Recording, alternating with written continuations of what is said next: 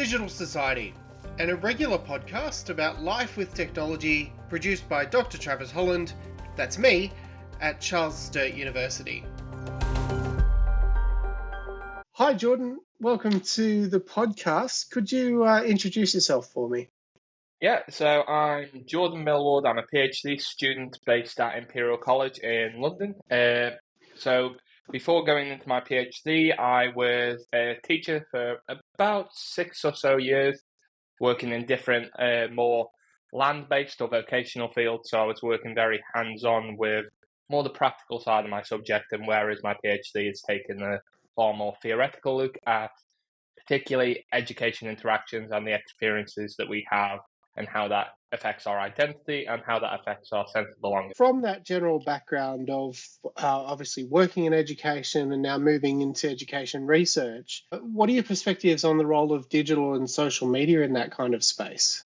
So one of the areas of research that I've particularly identified is how we interact with people and how we get information. And particularly for students that I would say are from a non-traditional background, so the ones who are less likely to go to university and are less likely to have that representation of other scientists.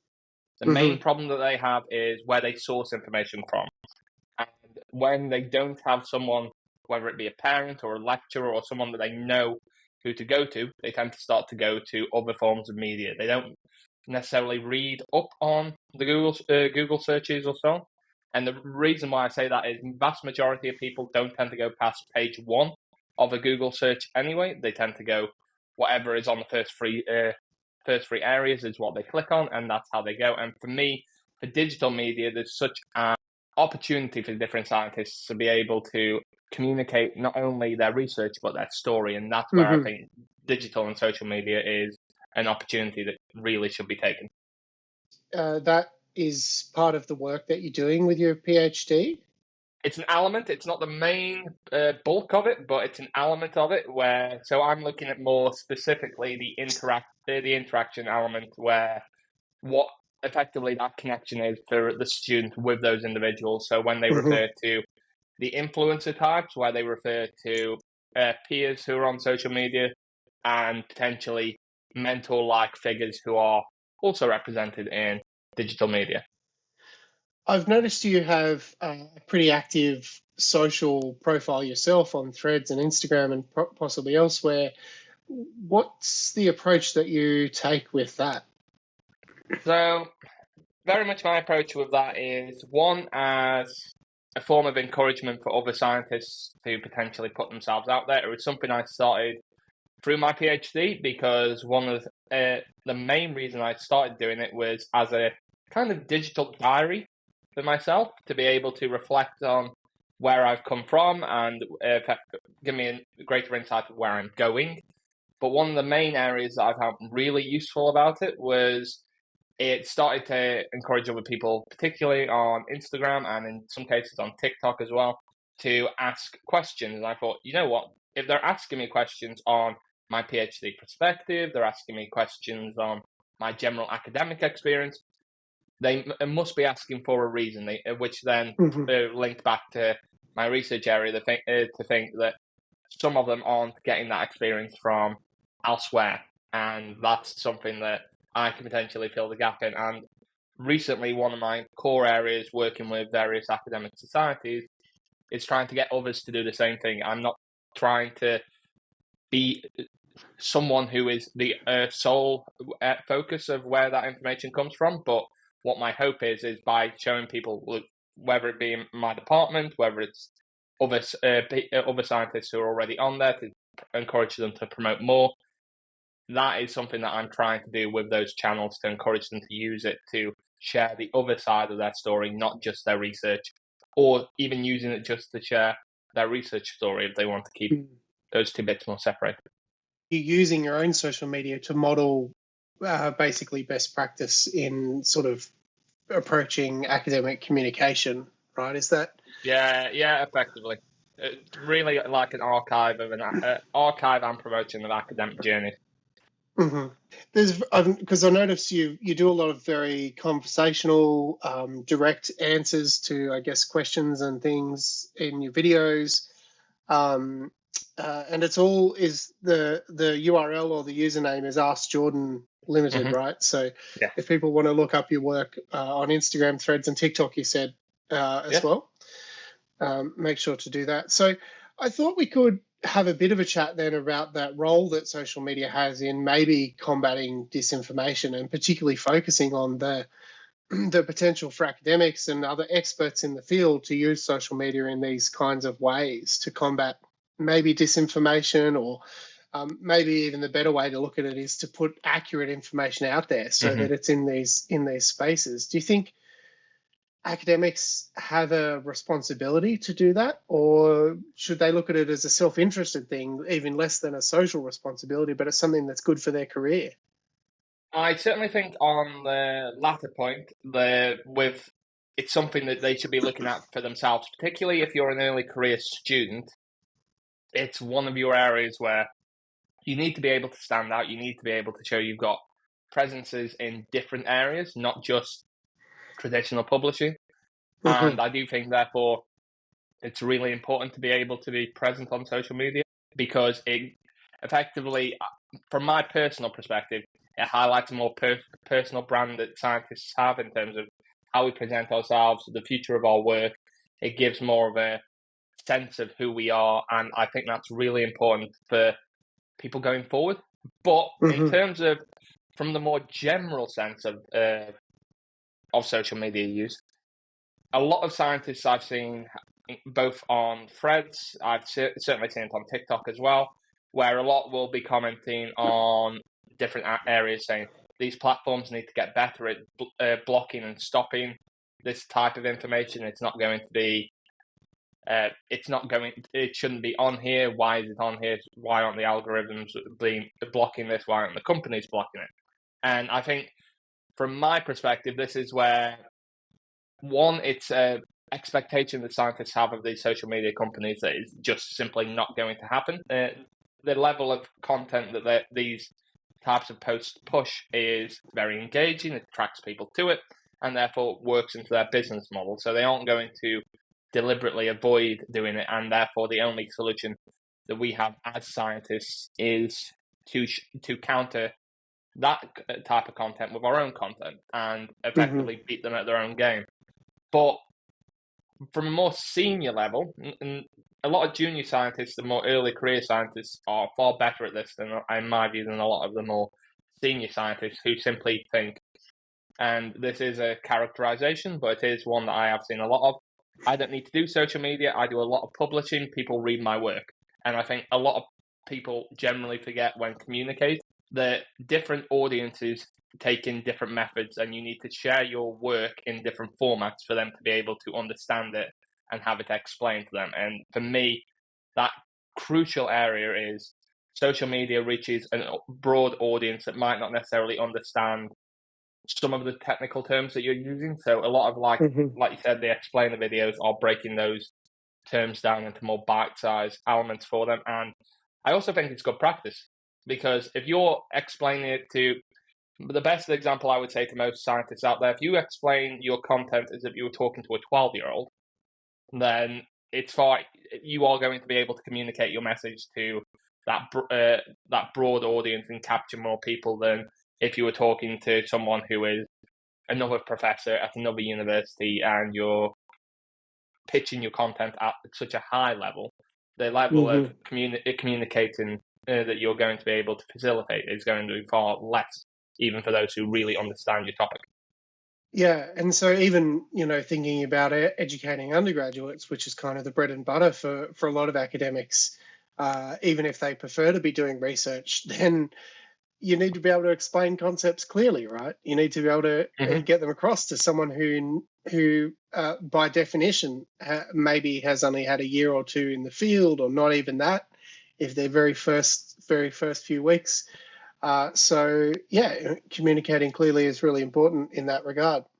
It reminds me of a quote. I don't know if it's apocryphal or not, but it's attributed to George Bernard Shaw, that says the single biggest problem in communication is the illusion that it's taken place, right? The notion that Mm-hmm. just because we've said something, it has been understood and received. And we can often, as communicators, as academics, we can often make that mistake. And particularly when we think, well, we've put this out there in a publication, everyone can just get the message from there. But actually, maybe not.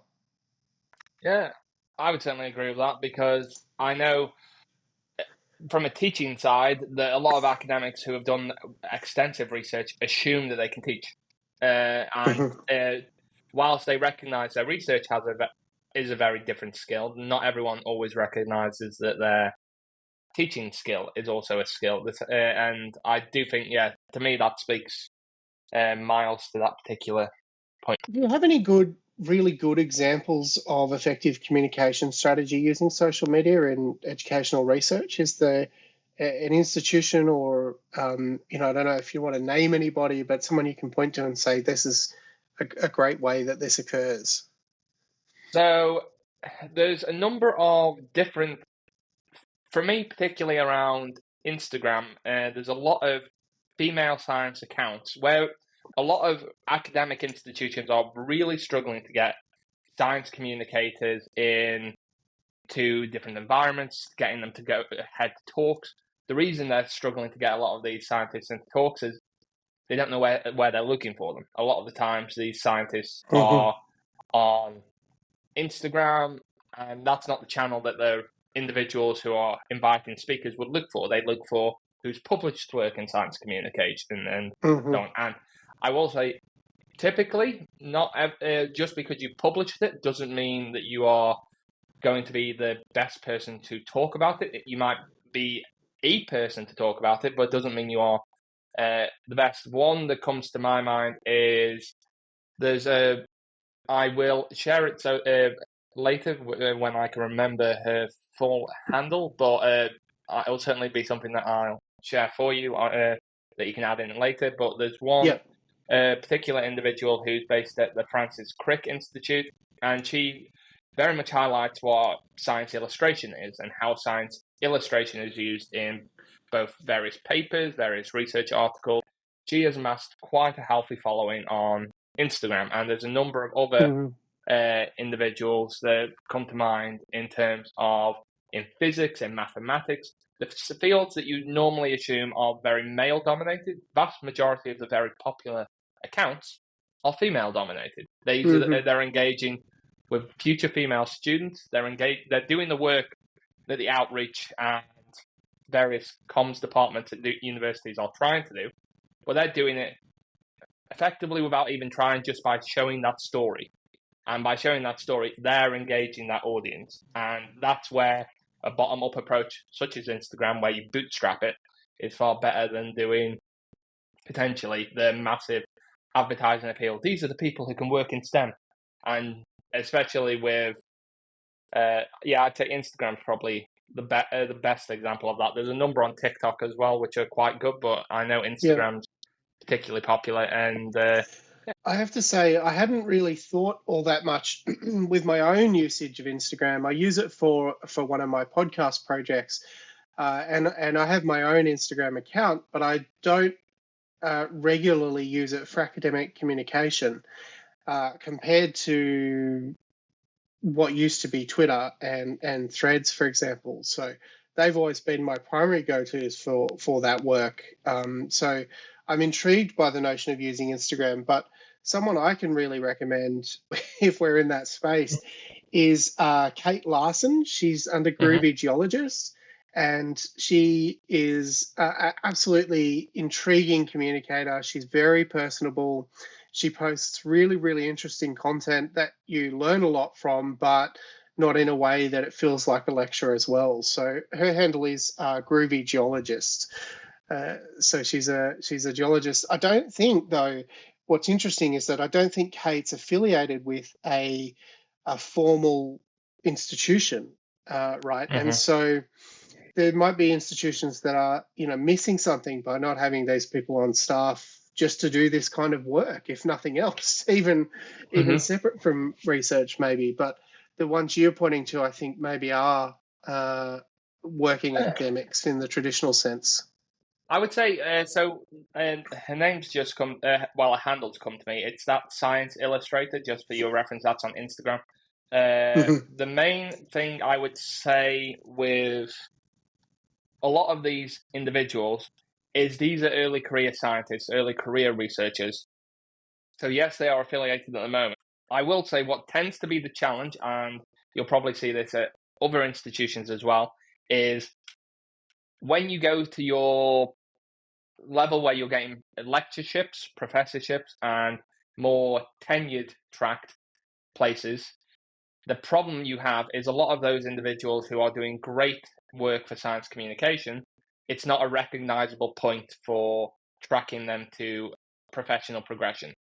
Therefore, they then drop into industry, they therefore become unaffiliated, and they do it because they enjoy it, not necessarily because it's productive for their career. And that's a shame in itself. And I will say that also broadly speaks for why a lot of the issues with teaching in that particular area, the more, I would say, social element of the university space and academia in general isn't acknowledged as strongly as publication. And that's across the board, it's across institutions, but it is a challenge that has to be addressed if we're ever going to potentially solve the communication and educational side.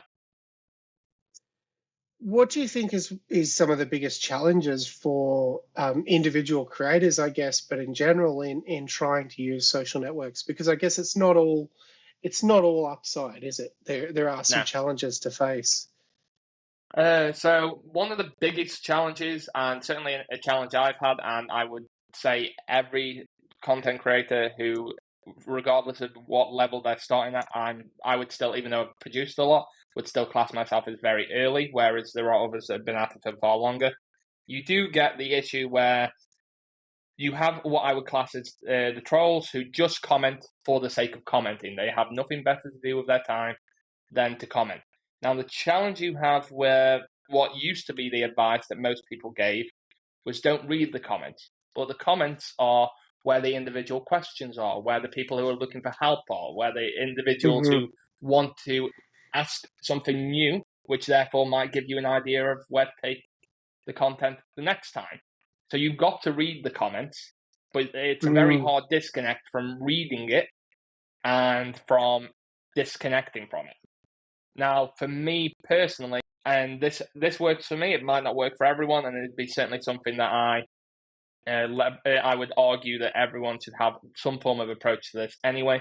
If it's not adding any value to your channel, to your content, and I use the term value both ways in terms of if it's pointed into an element where you say they're pointing out an area that you haven't looked into or that they think you're wrong in, use that, talk about it, show your reason behind it. If you are wrong, admit it. If you haven't looked in a particular area, talk about that area in the future. That is valued content. Even though it's a criticism, it's valued. If someone comes in and, let's say, for argument's sake, and I had this very early on YouTube, which is not a channel I use a great deal of, you're not looking at the camera. That adds no value, so just get rid of it. There might be a number of reasons why you don't, and I've seen with a number of different accounts, people, especially when they're trying to promote accessibility, diversity, you don't need to be there for their benefit. If they are not going to engage in the way that you want, if they are not going to, if they're going to effectively just use it as a way of trying to get to someone, just get rid of it. Remove the comment from your channel because it adds no value for other people, and block the user. But that is the challenge, because with some people, and it certainly did with me early on, it does sit with you for a time, because you think we take a lot of that personally, and a lot of it's a throwaway comment by them. 9 times out of 10, the person who sent it will send it intending to cause some form of problem with it, but they won't care. They're just waiting for a response. I think that's a really valuable perspective, right? There's the notion of there's this notion that by blocking people you create echo chambers. However, if people are just in a space acting in a bad faith way, then essentially the entirety of human history has always been about removing those people in order to not cause social further social discord, right? Further Hmm. social disharmony. And so, just yourself not reacting negatively, not getting into a fight, not feeding the trolls, but Hmm. just removing the comment and blocking the user, and in particularly if it's a particularly bad faith actor in your view, Hmm. rather than someone who might be misguided or who is asking a legitimate question. It's important to draw that line. So I really like that approach. But we should acknowledge, of course, we're sitting here as two white male academics, and so we probably get these criticisms far less than other groups of academics and other groups of content creators in general, I think. And Yeah, so absolutely. that's also something to be aware of. And for those people, content creation can be a much more challenging space as well. So it's worth acknowledging that, I think. Exceedingly strong communities who will rally behind them as well, which is also a very positive side. But yeah, it shouldn't be that they have to rally to the support of that creator, but there are communities that will do that. And I will say, yeah, that is both a positive and a negative for the same reason, effectively.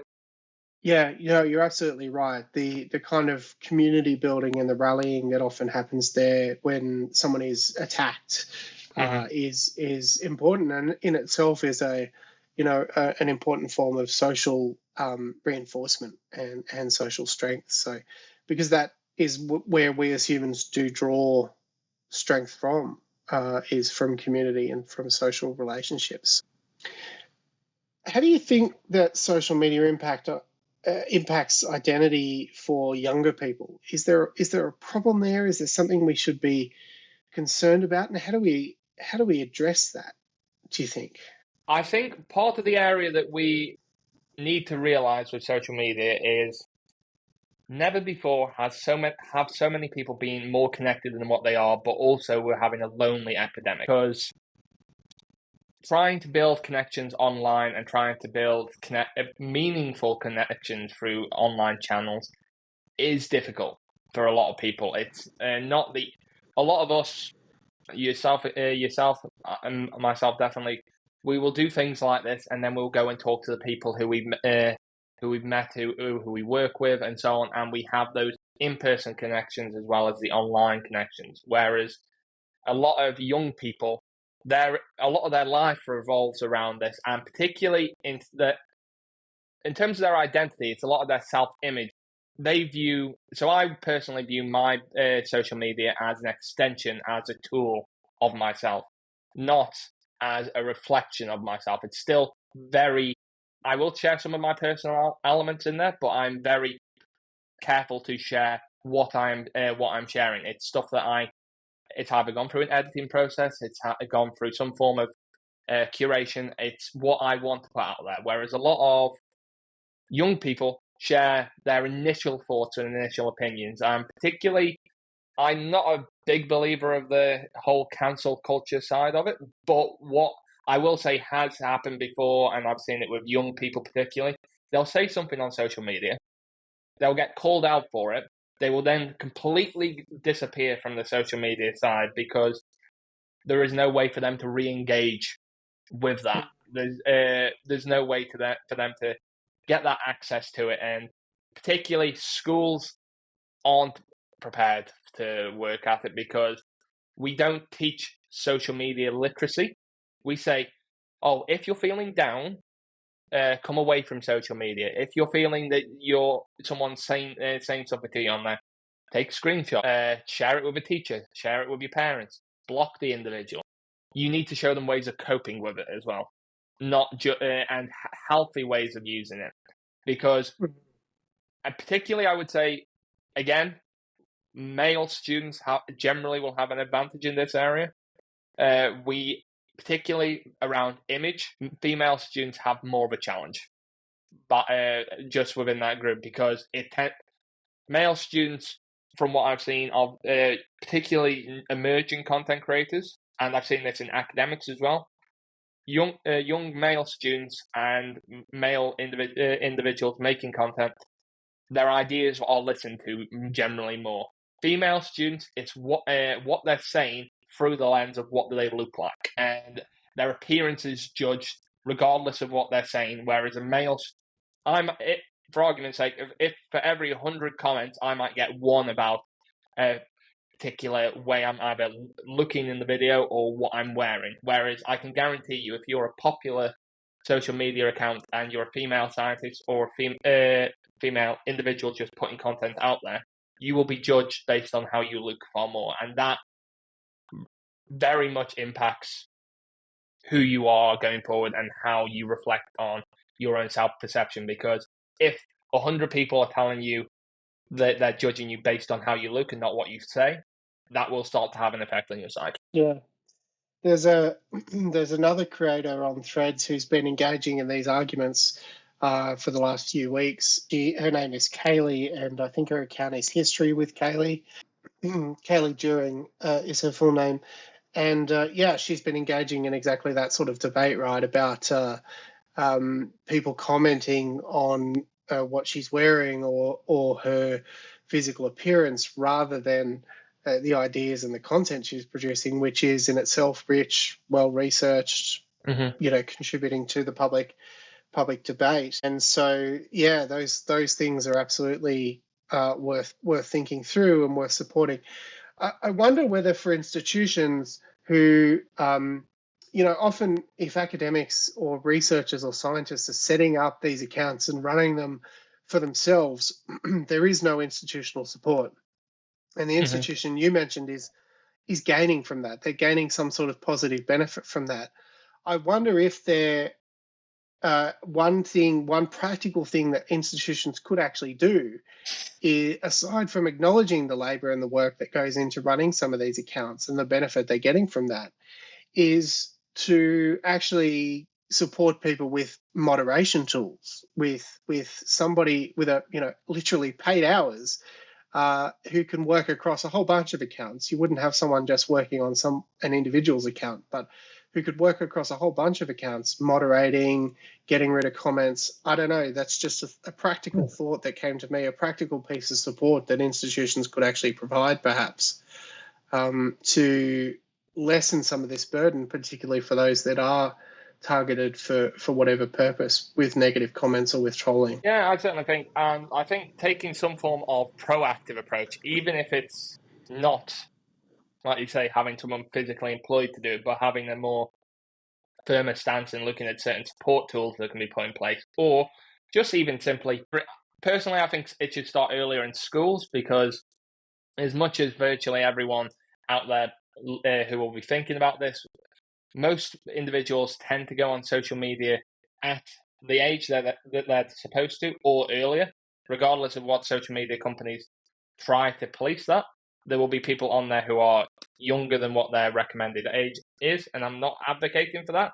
But being as there are some students that will be in that position, we need to provide some form of information for them and some form of safeguards. And I do think around mental health, around what is not necessarily good content, that is up to the individual, but what is appropriate content, both for your age and so on. A bit like how people should interact with scams in terms of, if it's too good to be true, it probably is. If that you're getting a lot of likes because of a particular thing, and it's not necessarily something that you would view as morally good or personally good, then you should probably question, are you getting that encouragement because they like your content, or because they're finding it funny and more laughing at you rather than laughing with you? And there are certainly, I will say, not so much on the academic side, but on a lot of content where, particularly the funny content, you tend to see this where the individual then has to do progressively more extreme elements of comedy to get the same amount of engagement. Generally speaking, that's the type of social media content that especially needs more information, whether it be moderation directly in terms of where we provide more support tools, or just an education on the mental health and that type of element to support those students. I think that's... Yeah, I think there's always been a problem with those kind of prank accounts, right? That, as you say, they have to get more and more extreme in order to in order to keep the engagement up. And at some point, that kind of results in a cause of harm, either to the person making the content or to somebody else who happens to get caught up into it. So even aside from issues of trolling and negative comments, that's an issue, right? As a creator, and that's an issue that, yeah, certainly schools and educators can possibly look at in terms of literacy, thinking about equipping people with the tools to create content in a respectful, ethical way. And one area that I think, and this is more of a helpful tool, because I'm certainly mindful that while suggesting stuff to support, you also want to suggest stuff to help people climb and grow on the ladder. And one area that I would certainly encourage anyone listening to this on is, whatever level of social media content creation you're at, you should always be mindful of helping the person who's coming after you, because that could be, whether it be through directly helping them with their academics or directly helping them in terms of supporting their journey into making their own content. The reason I think this is important is, if at one point I decide I want to step back and I don't want to engage with creating content anymore, there will be a void left by me, even if it's a small void or a large void, that someone could fill to help that same audience out. And for me, I do think one thing with content creation that is an area which a lot of people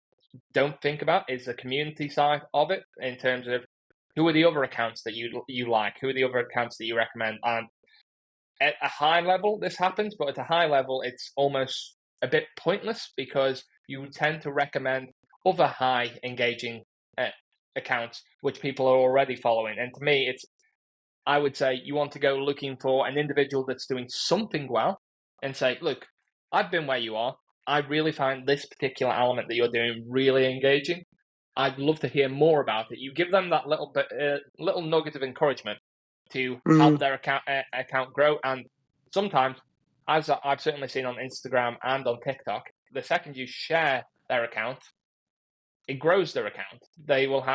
And it helps them in that point. And I do think that helps them develop content in a way that doesn't go to the potential extremes of where the individual's trying to discover their social media identity, where, oh, this isn't working, so I've got to do this instead.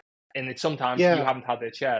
Some of those practical considerations are also important, right? And if we're thinking about, science communication training or institutional support for any of this kind of stuff, not to mention, what you do through your own content and encouraging others, some of those practical tips are important. Another one I just thought of, and you kind of mentioned this, is, okay, there might come a point at which you decide to step away, either from that account and project or from the whole enterprise in general. And so something that a lot of people don't think about, and I've seen this in the podcast world, is the issue of ghost or phantom accounts, where people do just walk away. There's kind of often there's no strategy for depreciation, for encouraging the audience to move elsewhere, for whatever it happens to be. Often accounts will just stop posting one day and don't really know where they've gone. So if you're thinking of the practicalities of your account, then an exit strategy can always be helpful too. Yeah, and for me, I think that also echoes to the point is what it's for. To me, you keep it to something that is very much what the accounts are for. For me, my goal with it is having something that promotes greater science communication, as well as enhancing my own personal academic brand. But to me, it tells a story. At one point, the more senior I get academically, whether I will start doing less, but I still think it adds value to what I'm doing. And I think so long as you can see a clear goal in it, yes, an exit strategy might absolutely be one, but it's about the goal of it. And for me, I'm very much of the view that if at one point I get to a point where it's done all I feel like it needs to do for my career, then for me, it'll be trying to get more individuals that are particularly, whether they be younger, which will probably be the general case, or whether they be just new or emerging. That is something that I think is an area that I personally would want to look at that's my end goal, so to speak, if it gets to that point. Mm-hmm. That has been an absolutely fascinating conversation. If people want to check you out, Ask Jordan Limited on Instagram, Threads, TikTok, anywhere else? Yeah, LinkedIn, they can find me on there. I have a business LinkedIn that will be also linked to my personal account. If people want to engage on those, I'm more than happy. I don't really use Facebook or YouTube, but those other channels are great places to get in touch and ask as many different questions that they might have. Yeah, really great question about social media, academics, education, all sorts of social issues as well. Thanks so much. Thank you very much, Travis, and thanks for having me. Thanks for listening. Background music by Audio Coffee.